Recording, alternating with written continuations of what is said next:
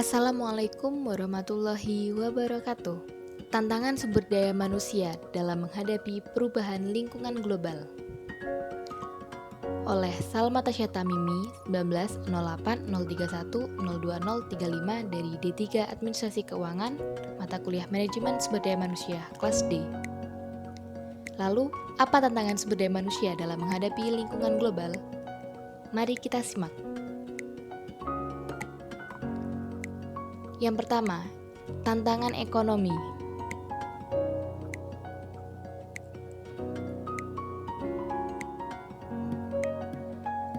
Tantangan ekonomi.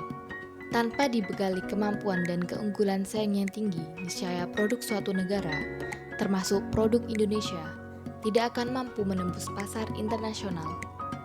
Dengan demikian, pada era reformasi dewasa ini, alokasi sumber daya manusia masih belum mampu mengoreksi kecenderungan terciptanya konsentrasi ekonomi yang memang telah tercipta sejak pemerintahan masa lalu.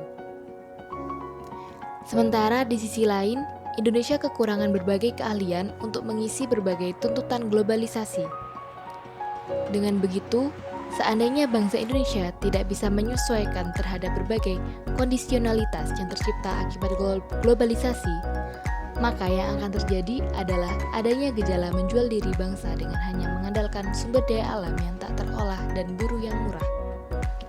Sehingga yang terjadi bukannya terselesaikannya masalah-masalah ekonomi seperti kemiskinan, pengangguran, dan kesenjangan ekonomi, tetapi akan semakin menciptakan ketergantungan kepada negara maju karena utang luar negeri yang semakin berlipat. Yang kedua yaitu tantangan teknologi. Tantangan teknologi. Perusahaan dapat memperoleh keuntungan jika menggunakan teknologi baru, seperti manufaktur berbantuan komputer atau Computer Aided Manufacturing atau CAM. Fakta yang sebenarnya adalah sistem pakar dan internet. Teknologi baru tersebut dapat mengakibatkan para karyawan bekerja lebih cerdas, sekaligus menyediakan produk dan jasa berkualitas tinggi, serta lebih efisien kepada pelanggan.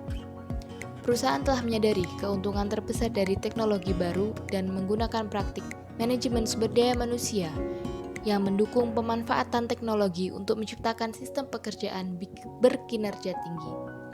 Tapi, jika suatu perusahaan sudah banyak memakai teknologi canggih, maka sedikit demi sedikit tenaga manusia akan tergantikan dengan mesin. Sementara perusahaan lebih memilih yang cepat dan praktis, sehingga perusahaan lebih banyak yang memilih mesin yang membuat banyaknya sumber daya manusia yang tidak terpakai tenaganya. Yang ketiga yaitu tantangan pendidikan. Tantangan pendidikan. Rendahnya tingkat pendidikan mayoritas pekerja di Indonesia menyebabkan sejumlah masalah atas ketenagakerjaan. Mayoritas penduduk 56% yang bekerja memiliki pendidikan rendah, seperti SMP ke bawah. Ini menjadi salah satu tantangan terbesar kondisi ketenagakerjaan saat ini. Rendahnya tingkat pendidikan berimbas pada minimnya serapan tenaga kerja di tanah air. Tak heran jika banyak kelompok pengangguran didominasi kalangan usia muda dengan rentang usia 15-24 tahun.